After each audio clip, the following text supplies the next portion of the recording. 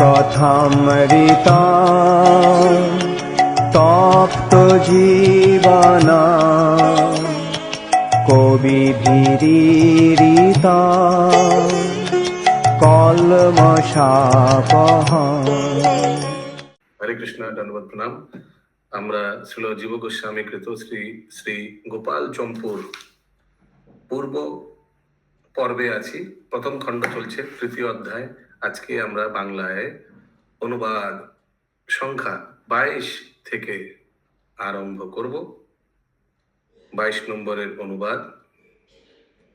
তারপর স্পষ্ট বাক্যে বলিলেন, তাহার পর हिंदी। पुनः स्पष्ट बोला, भाई मधुकंठ आगे की चर्चा सुनाइए।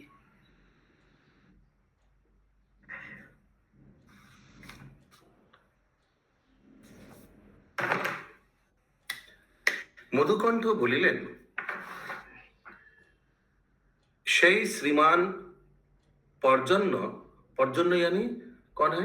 देवमीरा का, राजा देवमीरा का एक पुत्र जो वैश्य स्त्री से उत्पन्न हुआ था। সেই শ্রীমান পর্জন্য উত্তম সৌজন্য এবং নিজের অর্জিত ঐশ্বর্য দ্বারা অন্যান্য সাধারণ বৈশ্য জাতিকে যে অতিক্রম করিয়াছিলেন তাহা আশ্চর্য নয়। फर्स्ट सेंटेंस पढ़िए हिंदी में। मधुकंठ बोला, वे ही श्रीमान प्रजन्य जी उत्तम सौजन्य एवं स्वयं उपार्जित ऐश्वर्य द्वारा अन्य अन्य साधारण वैश्य जाति को अतिक्रमण कर गए थे। यह आश्चर्य नहीं, क्योंकि देखो। नहीं, बस ठीक है। तो ये तो बहुत अच्छा बिजनेस करने लगा गोरक्षा का। अब दूसरे को भी सपोर्ट किया, दूसरे को भी हेल्प किया, वैश्य जाति को।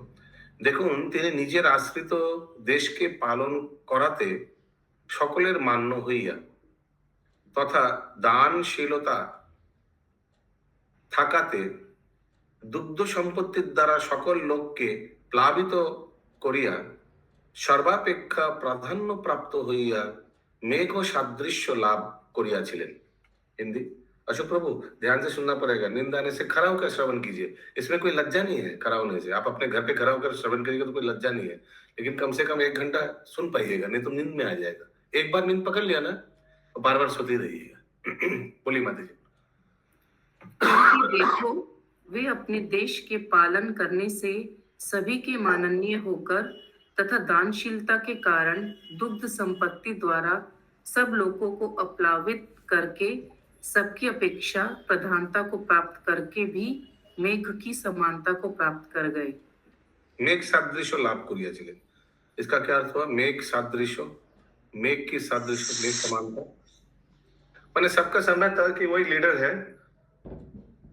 मेघ सादृश्य लाभ करियाছিলেন। I don't know.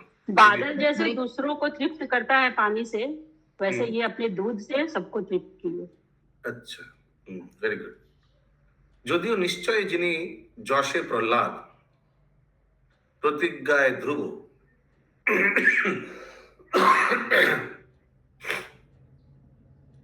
অর্থাৎ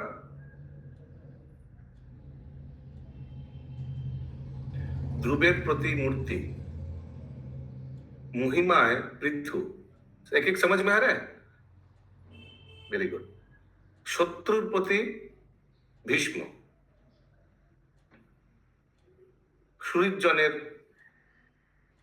প্রতি শঙ্কর, গৌরবে স্বয়ম্ভু অর্থাৎ ব্রহ্মা,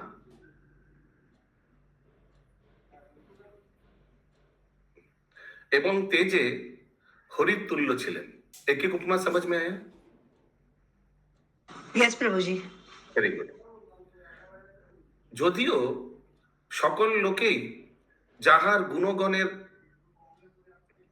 অভ্যাস করিয়া থাকে, তাদৃশ তদীয় গুণে বশীভূত হইয়া সহস্র সংখ্যাধিক মাতামহ বংশজাত সবৈশ্বর্যশালী গোপগণ উপাধ্যায়ের সহিত स्वयं যাহার আশ্রয় লইয়াছিলেন। हिंदी यहाँ तक। एवं जो निश्चय ही यश में प्रहलाद, प्रतिज्ञा में ध्रुव, महिमा में पृथु, शत्रुओं के प्रति भीष्म, मित्रों के प्रति शंकर, गौरव में ब्रह्मा, तेज में श्री हरि के तुल्य थे। अपिच सभी लोग जिनके गणों की आवृत्ति करते रहते हैं, ऐसे उनके गुणों के वशीभूत होकर हजारों की संख्या से भी अधिक नाना के विशाल वंश में उत्पन्न होने वाले ऐश्वर्यशाली गोपगण भी उपाध्याय के सहित स्वयं ही जिनके आश्रित हो गए थे। তৎসম্বন্ধীয় স্বজাতীয় গণ বহু সংখ্যক, নিশ্চয়ই যাহাকে শ্রীমান উগ্রসেন প্রভৃতি যদুসভার অগ্রগণ্য ব্যক্তিগণ সমগ্র গুণ গৌরব বিষয়ে অগ্রগণ্য দেখিয়া সমূহে গোপালকের সুন্দর রাজত্ব সূচক তিলক দ্বারা অভ্যর্থনা করিয়াছিলেন। হিন্দি। उनके संबंधीय स्वजाति के वृंद भी बहुत से हैं, निश्चय ही जिनको श्रीमान उग्रसेन प्रभृति यदुसभा के अग्रगण्य व्यक्तिगणों ने संपूर्ण गुण गौरव विषय में अग्रगण्य देखते हुए समस्त गोपजनों के सुंदर राजत्व सूचक तिलक द्वारा सम्मानित किया। मैंने राज तिलक हुआ, मैंने उनको लीडर बनाया, ये प्रजन्य को। हाँ। যাহার প্রেয়সী সকল গুণে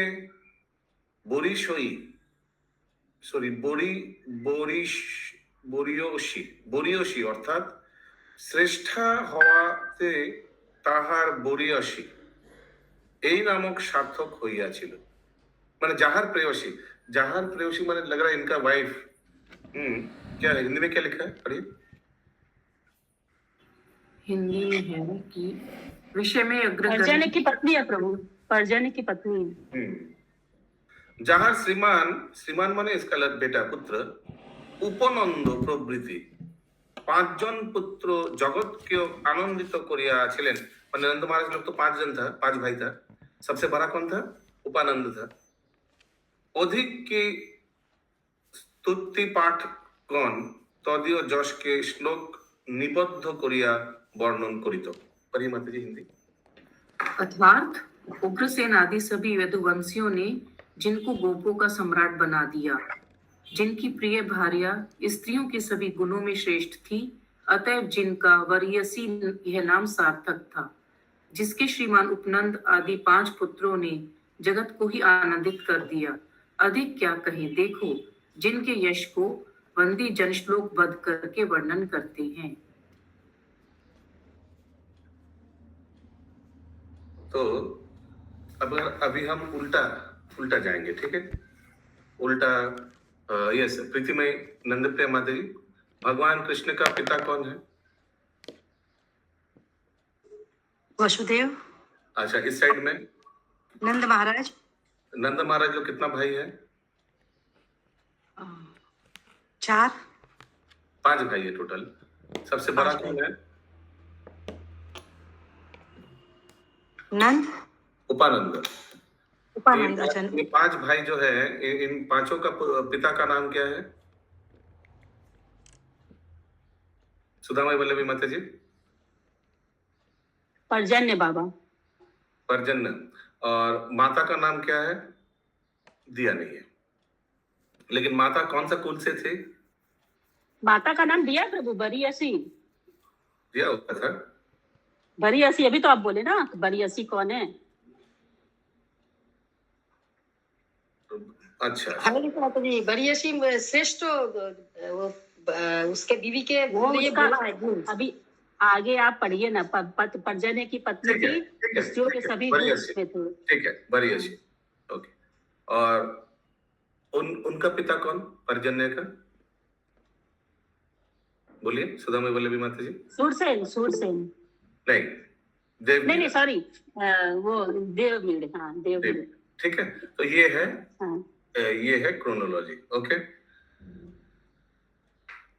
अगला श्लोक। अच्छा, और एक जन दोहराइए और एक बार क्लियर हो जाए। यस निर्गुणा निलंबरी माता जी, तो ऊपर से नीचे आइए।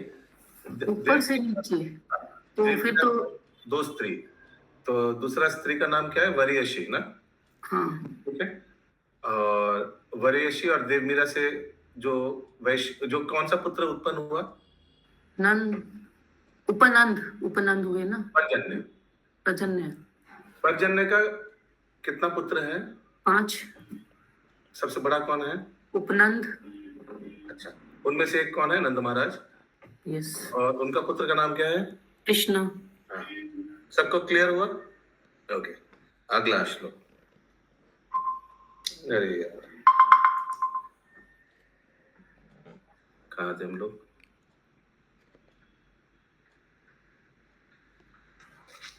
तो ये सब, ये मधुकंठ कीर्तन कर रहा है, ठीक है, सभा में कीर्तन करके सुना रहा है।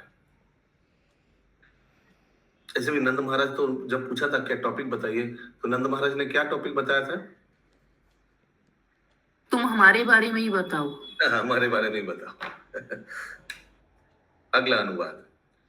জল পর্জন্য অন্ন, কিন্তু ইনি সুখ পর্জন্য ছিলেন, কারণ এই পর্জন্য নিজ সৃষ্ট উপানন্দ প্রভৃতি পঞ্চপুত্র দ্বারা সর্বদা সকল লোকের সুখ বিধান করিতেন। পরন্তু মেঘরূপী পর্জন্য কৃষিজীবী সকলের লক্ষ্য হইয়া ভূতলে দৃষ্ট হইয়া থাকে। কিন্তু ইহা অদ্ভুত নয় যে এই পর্জন্য গোপ স্থূল লক্ষ্যতা অর্থাৎ দান সহিষ্ণুতা বা বহু দাতৃত্ব প্রাপ্ত হইয়াছেন। হিন্দি। देखो, जल प्रजन्य मेघ तो दूसरा है, किंतु यह तो सुख प्रजन्य है, कारण यह प्रजन्य तो स्वयं उत्पादित उपनंदादि 5 पुत्रों द्वारा सभी जनों को सदैव परितृप्त करता रहता है।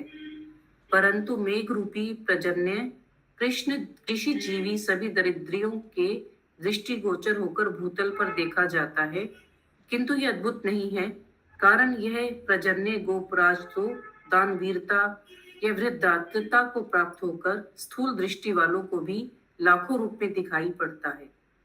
तो जल रूपी मेघ पर्जन्य से तो पानी देता है, लेकिन ये इतना दानी था, कितना लोगों का ये जो सुख प्रजन्य मान जस्ट ऐसे बोला है, ऐसे ही। हाँ, ये बहुत दानवान करते थे, सकल लोकेर सुख विधान करितेन। अपने जो 5 पुत्र था पर्जन्य, उनसे भी ये सब कार्य कराते थे, ठीक है। पूरा समाज में, पूरा उस राज्य में सब दान सब। अगला अनुवाद। बंदीगण पर्जन्य, बंदीगण माने बंदीगण का ग्लोरीफायर, सेवकगण। बंदीगण माने जो कीर्तन करते हैं, माने जो गुण कीर्तन करते हैं, माने ग्लोरीफायर्स इंग्लिश में। बंदीगण पर्जन्येर एरूप उपमाओ दिया थाके যথা। कैसे बंदीगण पर्जन्य के बारे में क्या बोलता है, कैसे कीर्तन करता है उनके बारे में? যেরূপ বেদান্ত শাস্ত্রে আনন্দময় পরম ব্রহ্মের প্রিয় আমোদ প্রমোদ আনন্দ ব্রহ্ম এই 5 মূর্তি আছে, এইরূপ উপানন্দাদি 5টিকে পিতা पर्जन्य मूर्ति विशेष जानिबे, ठीक है। तो ये वेद शास्त्र में, वेदांत शास्त्र में आनंदमय परम ब्रह्म को ये 5 चीज बोला गया है। प्रियो, आमोद, प्रमोद, आनंद, ब्रह्म, 5 हो गया। तो उसी तरह ये पर्जन्य का 5 पुत्र, उन्हीं का एक्सपेंशन था, माने एज गुड एज पर्जन्य। समझ में आ रहा है सबको? उपानंद 5टी पिता पर्जन्य मूर्ति विशेष जानिबे। मूर्ति विशेष माने इज एज गुड एज, माने उन्हीं का पर्सोनिफाइड, ठीक है। उनका जो 5 लड़का हुआ उस भी वैसे जैसे पिता जैसे ही हुआ। 5 माने उपानंद इत्यादि, नंद महाराज भी है और बाकी जो भाई लोग हैं। हिंदी पढ़िए। बंदी जन श्री प्रजन्य बाबा की इस प्रकार उपमा भी देते हैं, यथा जिस प्रकार वेदांत शास्त्र में आनंदमय पर ब्रह्म के प्रिय, आमोद, प्रमोद, आनंद, ब्रह्म ये 5 स्वरूप हैं, उसी प्रकार ये उपनंद आदि पांचों भी पिता प्रजन्य के मूर्ति विशेष जानो। समझ में आया सबको? क्लियर लाल साहब प्रभु, समझ में आ रहा है? ओके, अगला अनुवाद। এই বিষয়ে তাহারা उत्प्रेक्षाओ कोरिया থাকে যথা। और ये भी बताया जा रहा है उपानंद, अभिनंद, नंद, सनंद एवं नंदन, ये देखिए 5 भाई, 5 लड़का है, इत्यादि नामकरण करिया इहाদের पिता नंद धातुर अर्थ आनंद के सुंदर रूपे वशीभूत करियाছেন। क्योंकि देखिए हर एक लड़का का नाम में नंद है, और नंद का अर्थ क्या है? नंद धातुर अर्थ आनंद। तो आनंद को बहुत अच्छा से यूज किया है, क्योंकि हर एक पुत्र का नाम में नंद है। नंद माने आनंद। देखिए उपानंद, अभिनंद, नंद, नंद माने भगवान का पिता, सुनंद, सनंद एवं नंदन, सब में है नंद। नंद माने आनंद। हिंदी इस विषय में उनकी उत्प्रेक्षा भी करते हैं, यथा उपनंद, अभिनंद, नंद, सनंद एवं नंदन इत्यादि नामकरण करते हुए इनके पिता ने समृद्ध अर्थक नंद धातु के आनंद रूप अर्थ को अच्छी प्रकार वश में कर लिया है। ठीक है, हर एक पुत्र के नाम में अर्थात नंद धातु का अर्थ प्रजन्य बाबा के उपनंदादि 5 पुत्रों के रूप में मूर्तिमान दिखाई देता है। क्लियर ना? तो नंद माने आनंद, तो आनंद हर एक लड़का में दिखाई देता है। यस बोलिए प्रभु जी। जो भागवत कथा बोल रहे थे उनका नाम सार्वभौम था या सर्वभौम था? क्या नाम था उनका? कहाँ से ये आ गया टॉपिक? नहीं, वो धातु जैसे वो भी आनंद से सार्वभौमा, सार्वभौमा। अच्छा, सार्वभौम। अगला अनुवाद।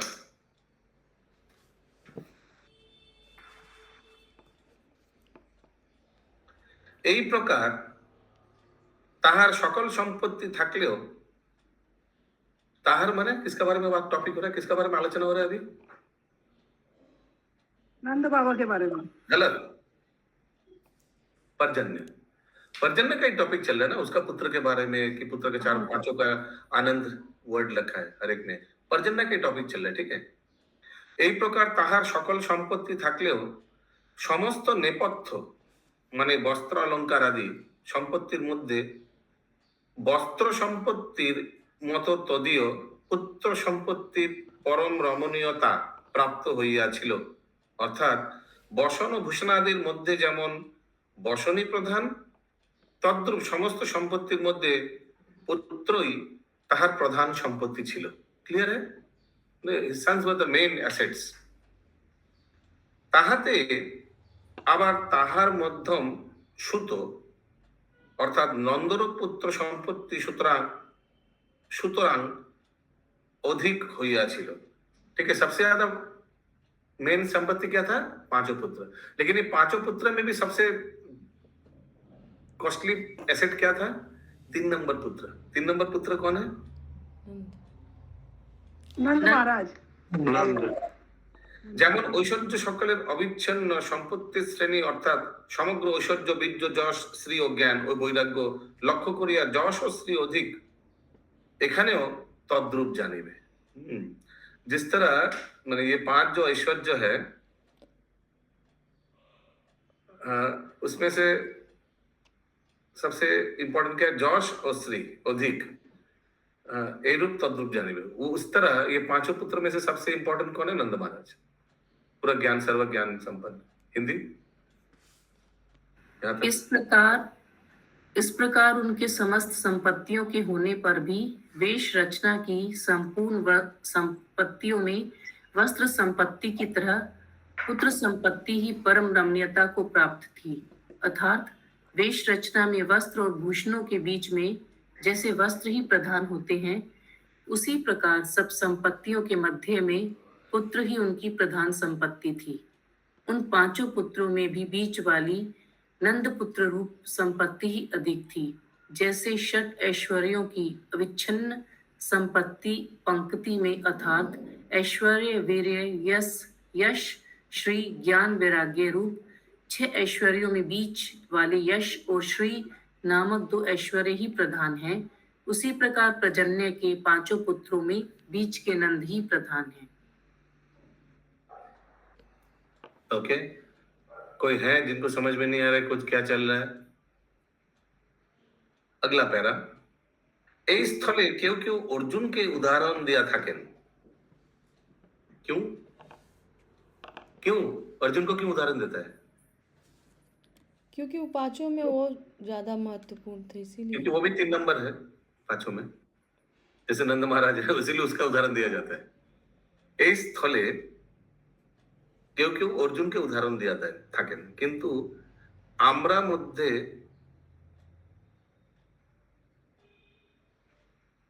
संबोधमान माने मध्य वर्तमान वर्तमान क्यों? क्योंकि वहां तो उपस्थित थे पांचों भाई से नंद महाराज भी उधर उपस्थित थे।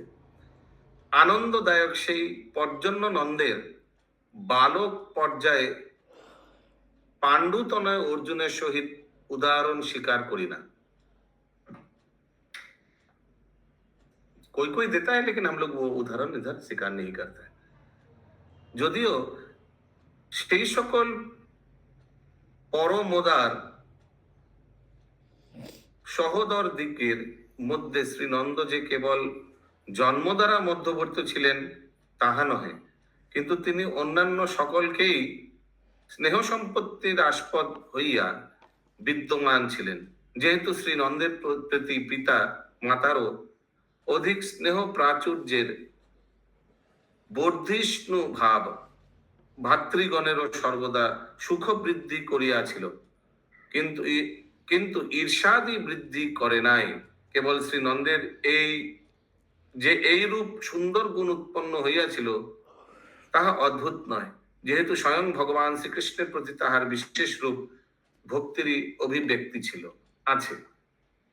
হিন্দি। यहाँ पर कुछ कविजन पांडु के 5 पुत्रों में मध्यम पुत्र अर्जुन की उपमा प्रजन्य के मध्यम पुत्र श्री नंद को देते हैं, किंतु हम तो मध्य में वर्तमान आनंददायक उन प्रजन्य नंदन की पालक प्राय पांडु पुत्र अर्जुन के साथ उपमा स्वीकार नहीं करते। अपि च उन परम उदार सभी भाइयों में श्री नंद जी केवल जन्म द्वारा ही मध्यवर्ती हो सो बात नहीं है, किंतु वे तो अन्य सभी जनों की स्नेह संपत्ति के आधार होकर सभी के मध्यवर्ती थे। इसी कारण से श्री नंद जी में पिता माता के भी अधिक स्नेह प्राचुर्य की वृद्धि अन्य भाइयों को भी सदा सुख बढ़ाने वाली थी, किंतु ईर्ष्या बढ़ाने वाली कभी भी नहीं थी। श्री नंद जी के केवल ऐसे सुंदर गुण उत्पन्न हो गए हों, इससे ही उनमें अद्भुतता नहीं है, अपितु वे भगवान श्री कृष्ण के प्रति उनकी भक्ति विशेष की अभिव्यक्ति प्रकाट्य थी। শ্রীমদ ভাগবতে পঞ্চম স্কন্ধে 18 অধ্যায়ে 13 সংখ্যা শ্লোকেও ভগবতী বাগদেবী বিদ্যমানা আছেন যথা। ये कौन बोला? भगवती बागदेवी 5:18-13 कौन है? देखना पड़ेगा। SB 5 सरस्वती जी को वाक बोलते प्रभु जी। हाँ, वाक जी। तो यहाँ उनका श्लोक है क्या बागदेवी का? हरिर्हि साक्षात भगवान शरीराम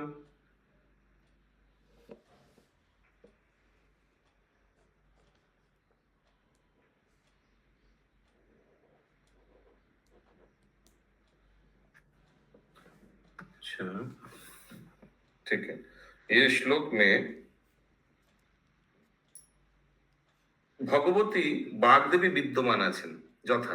শ্রী ভগবানের প্রতি যাহার নিষ্কাম ভক্তি আছেন সকল গুণের সহিত দেবগণ সেই জনে সমক বিদ্যমান হন।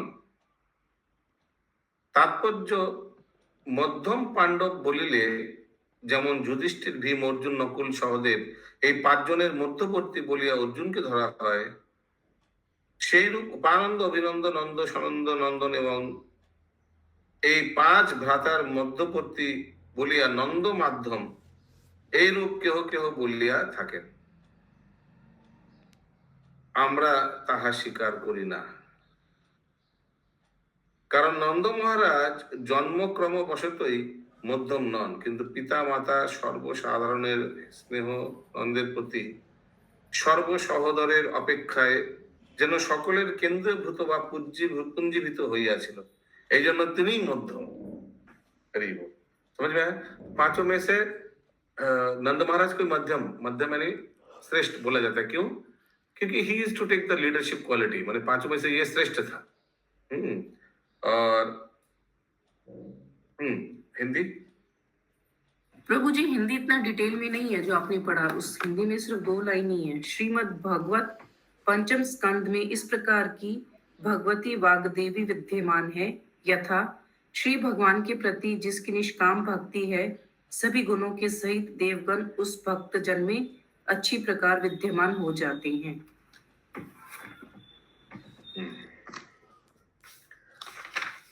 अगला अनुवाद बंगाली में 28। तो ये सब कौन, या अच्युत कर्णेश प्रभु? हाँ प्रभु। आपने गूगल हाथ उठाया?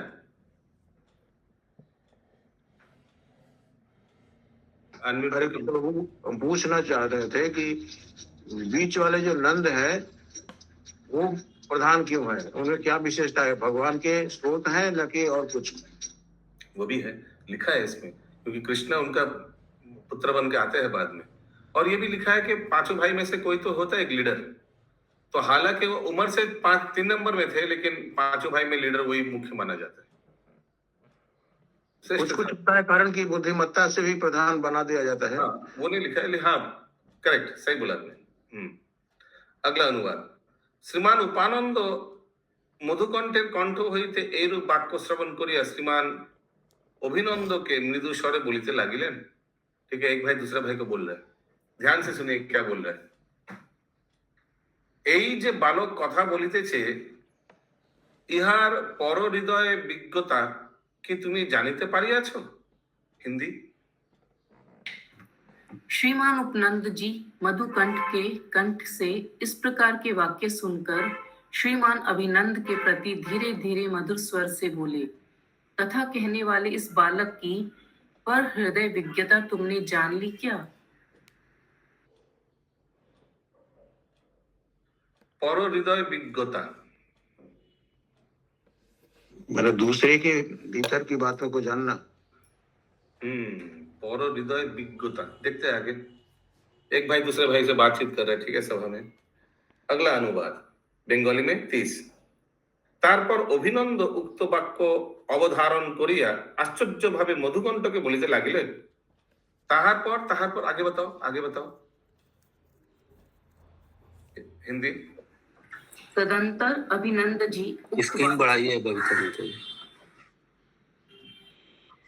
तदंतर अभिनंद जी उक्त वाक्य का निश्चय कर आश्चर्य पूर्वक मधुकंठ से बोले कि उसके आगे का प्रसंग क्या है।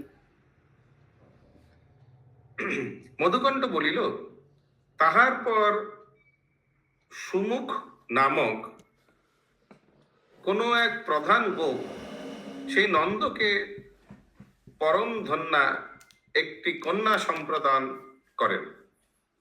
ओके, सुमुख नामक माने यशोदा माँ का पिता होगा। যে কন্যাটি স্বীয় গুণে আত্মীয়দের বশীভূত করিয়া শ্রোতাদিগকেও যশরাশি দান করিতেন, যাহারা দর্শন করিতেন তাহাদেরও যশরাশি দান করিতেন, এবং তার মধ্যে যাহারা অভিমান ছিলেন তাহাদিগকেও যে যশরাশি দান করিতেন, সে কথা আর কি বলিব। অর্থাৎ অবশ্যই তাহাদিগকেও যশরাশি দান করিতেন। তারপরে উভয়ের সমুচিত দাম্পত্য প্রলয়ে সকল লোকেরাই সুখ সম্পত্তি জন্মিয়াছিল। অতএব জনক জননী প্রভৃতি আত্মীয় বর্গের যে সুখ সম্পত্তি থাকিবে তাহা বিচিত্র নহে। हिंदी। मधुकंठ बोला, उसके अनंतर गोपों में प्रधान सुमुख नामक किसी गोप ने उन श्री नंद जी के लिए परम धन्या एक कन्या समर्पित की। वह कन्या अपने गुणों से अपने जनों को वश में करके सुनने वालों को भी यश प्रदान करती है एवं जो उनका दर्शन करते हैं उनको भी यश देती है, तथा जो उस कन्या की भक्ति करते हैं उनको भी यश समूह प्रदान करती है। इस विषय में तो कहना ही क्या है। तदंतर उन दोनों के सुयोग्य दाम्पत्य संबंध से सभी लोगों की सुख संपत्ति उत्पन्न हो गई। तब उनके माता पिता आदिकों की सुख संपत्ति का कौन वर्णन कर सकता है।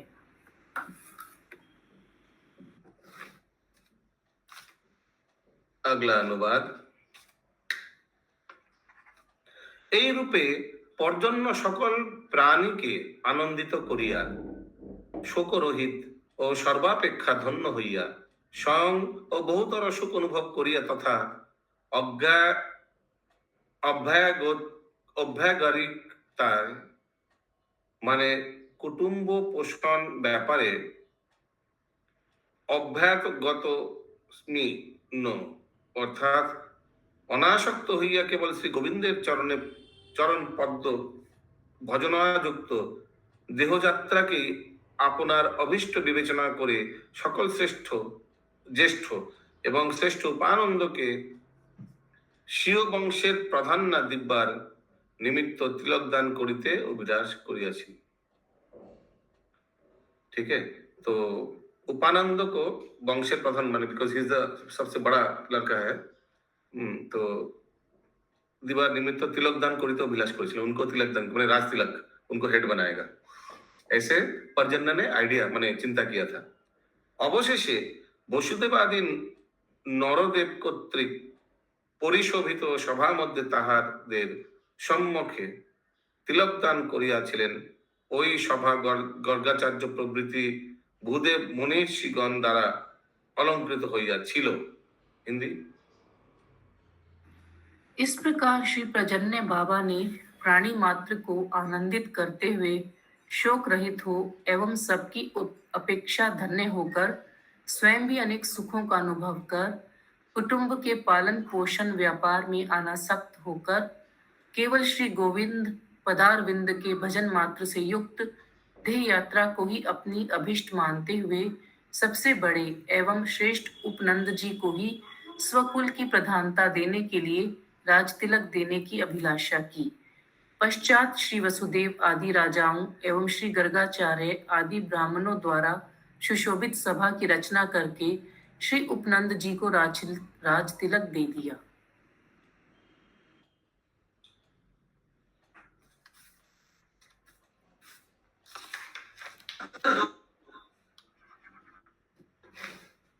अगला अनुवाद।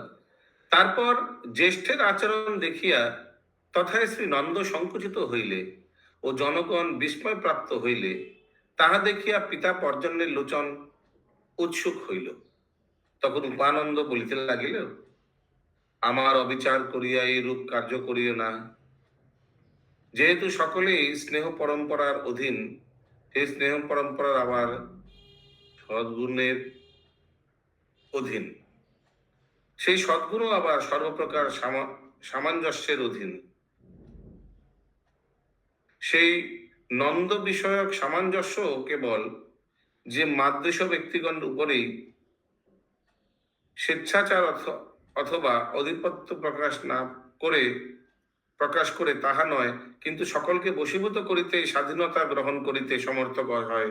অর্থাৎ স্নেহের বশীভূত হইতে আমি এইরূপ কার্য করিলাম তাহা নয়, কিন্তু ইহা সর্বত্র ঘটিয়া থাকে।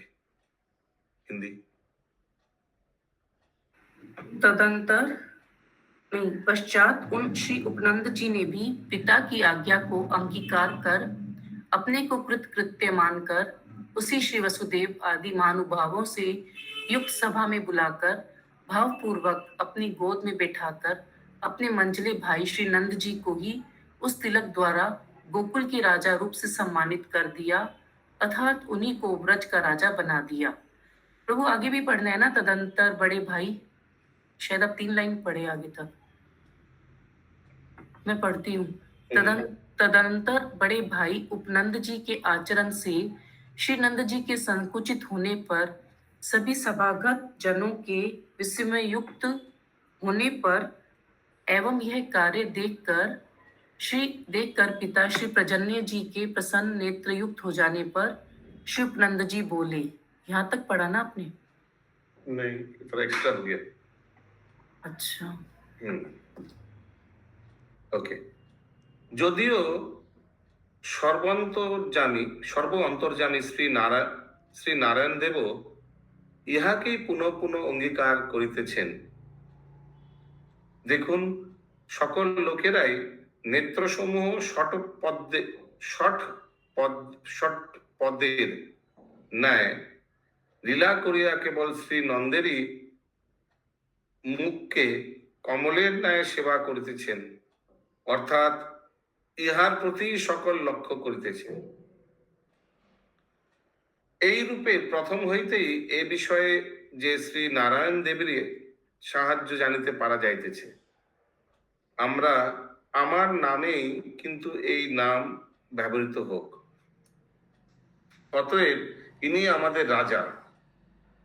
সুতরাং আমার উপানন্দ এই নাম উপশব্দটিকে হীনার্থ, অনুক্তার্থ বা সহায়ার্থ বোধ করিয়া, অর্থাৎ আমি সদ্গুণ বশত নন্দের হীন অনুরাগ বা সহায় হইয়া থাকিব, কিন্তু নন্দের উপশব্দে যে আধিক্যতা আছে তা জ্যেষ্ঠাংশেই উপযুক্ত হইয়া থাকিবে।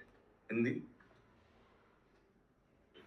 किंच सर्व अंतर्यामी श्री नारायण देव जी भी बारंबार इन्हीं को अंगीकार हरे कृष्णा माता जी, पीछे का छूट गया आपका। नहीं, एक्चुअल में प्रभु जी वो स्किप कर श्री दिए। उपनंद जी बोले कि हे सज्जनों, वो प्रभु पढ़े थे, आप नहीं पढ़ पाए। वो मैं पढ़ने लगी, प्रभु बोले आप एक्स्ट्रा पढ़ रहे हैं, इसलिए पढ़िए, वो पढ़िए नहीं तो छूट जाएगा, काहुत में है। इसमें सिर्फ क्वेश्चन आएगा, सब ध्यान से सुनिए। हे सज्जनों, मैंने ये कार्य बिना विचारे नहीं किया है, कारण सभी जन स्नेह परंपरा के अपराधीन है। वह स्नेह परंपरा भी सद्गुणों के अधीन है। वे सद्गुण भी सभी प्रकार के सामंजस्य के अधीन है। वह सर्व समंजसता जैसी इस मेरे छोटे भाई नंद में है, वैसी मुझ जैसे व्यक्ति में नहीं है। अर्थात यही सर्व सामंजस्य पूर्वक राज्य भार को वहन कर सकते हैं। और देखो, यह सर्व समंजसता ही सबको वशीभूत करने में स्वतंत्र हो सकती है। सबको समान दृष्टि से देखना ही यहाँ समंजसता शब्द का अर्थ है। किंच सर्व अंतर्यामी श्री नारायण देव भी बारंबार इन्हीं को अंगीकार कर रहे हैं। देखो, शोभायमान इस सभा में भी सभी जनों की नेत्र पंक्ति भ्रमरों का सा आचरण करती हुई केवल इन श्री नंद जी के मुख को कमल की तरह सेवन कर रही है। अर्थात सब टकटकी लगाकर इन्हीं की ओर देख रही हैं, तथा पहले से ही इस विषय में उन श्री नारायण भगवान की अनुकूलता जानी जाती है। मेरे नाम से ही किंतु यह नाम व्यवहार में आवे, अतएव यही हमारे राजा हैं। तात्पर्य यह है कि मेरे उपनंद इस नाम में स्थित उपशब्द का हीनार्थ, अनुगतार्थ या सहतार्थ समझता हूँ। अर्थात मैं तो सद्गुणों के वश में होकर नंद से हीन, अनुगत या सहायक होकर रहूंगा, किंतु उपशब्द का जो आधिक्य अर्थ है वह तो केवल ज्येष्ठांश में ही उपयुक्त रहेगा। अर्थात कहने मात्र को बड़ा भाई रहूंगा, कार्य अनुगत होके करूंगा। ठीक है, कहना मतलब ही बड़े भाई रहेंगे उपनंद, लेकिन किसका अनुगत रहेगा? नंद महाराज का। जस्ट फॉर नेम से ही be big brother. Shri Shri Gopal Champu की जय, श्रील जीव गोस्वामी की जय। जय।